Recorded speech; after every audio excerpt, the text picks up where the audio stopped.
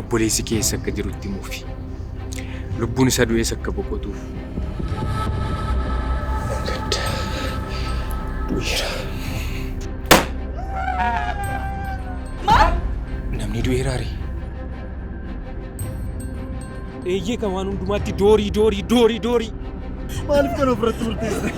Inni barakkatti yaadutti yaadu. Dooriin nama qajeelaaf onnee qulqulluu qabu.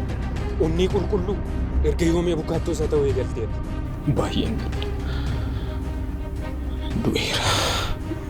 Namni illee afuu garaa of hin balleessu jira. Maaloo jaallachuun amma gana. Ammayyuu barbaadaa jiru. Dubbichi baay'ee ulfaata. Kanaaf ammaa deemu. Garuu waan tokko. Maal?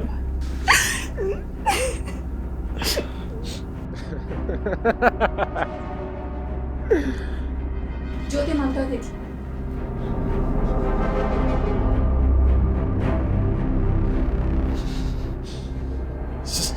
Salphadheera.